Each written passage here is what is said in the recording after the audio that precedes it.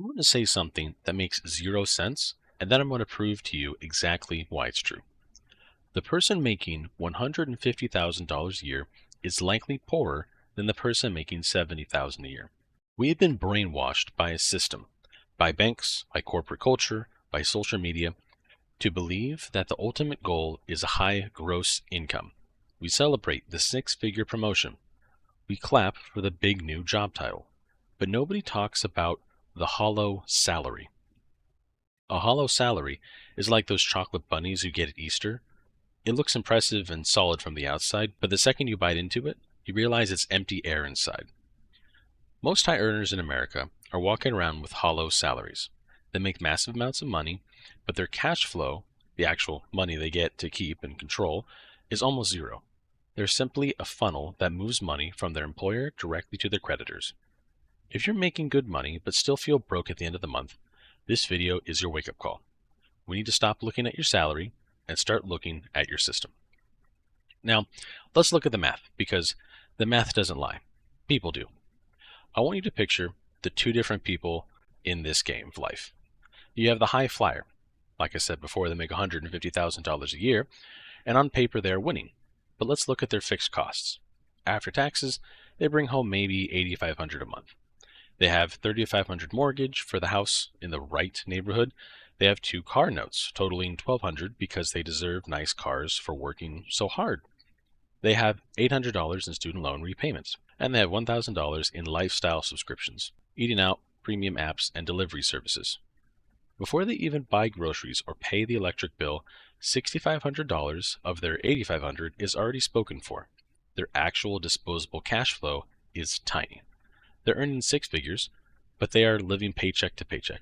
One layoff, one bad medical diagnosis, and the entire house of cards collapses in 90 days. That is not wealth. That is high-paid fragility. Now, look at the second one, the architect. They make $70,000 a year, and their take-home is maybe $4,200 a month. Their rent is $1,500, their car is paid off, their student loans are gone, and their subscriptions are minimal. Their fixed costs are maybe $2,000. They have over $2,000 a month in free, clear cash flow to deploy however they want. Who is actually richer? The person funneling money to the bank or the person keeping it? The high flyer is owned by their debt. The architect owns their life. This is the shift you have to make if you want to win. You have to stop looking at debt payments as just bills. Every debt payment you have is a vampire attached to your neck, draining your financial lifeblood every single month. When you have a $500 car payment, you don't just lose $500. You lose the opportunity that the $500 represented. If you invested that $500 a month into a boring S&P 500 index for 30 years, it would be worth nearly $1 million. That car you're driving isn't costing you $30,000. It's costing you your future $1 million portfolio. You need to get angry about this. You need to look at your student loans, your credit cards, and your car notes not as normal parts of life, but as active threats to your safety. When you pay off a debt, you aren't just closing an account. You're buying yourself a raise. If you pay off a $400 a month student loan, you just give yourself a $4,800 a year raise, tax-free, that you didn't have to beg your boss for. Wealth isn't built by how much you make.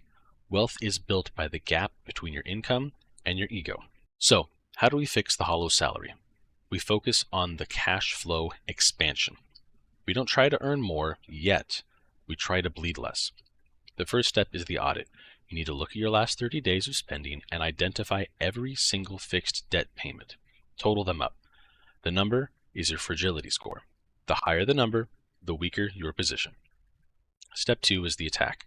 You pick the smallest debt or the highest interest rate debt, and you attack it with everything you have. You sell things, you pick up extra shifts, you stop eating out, you do whatever it takes to kill that vampire.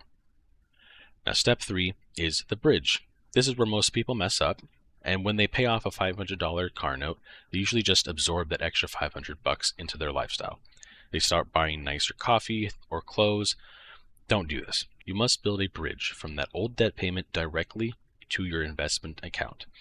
The day you make your last car payment, you immediately set up an automatic transfer of that same amount into your high yield savings account or your brokerage account.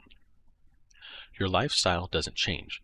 You were used to living without that money anyways, but now, instead of paying the bank interest, you're paying yourself interest. You are flipping the entire system on its head.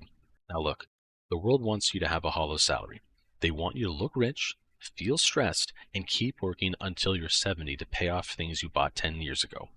The ultimate luxury in 2026 isn't a BMW in the driveway, it's having low fixed costs. It's having $2,000 a month in free cash flow that you can use to build a fortress around your life. Stop trying to look rich, start trying to be safe. If you're ready to stop the bleeding and start building real cash flow, subscribe to this channel.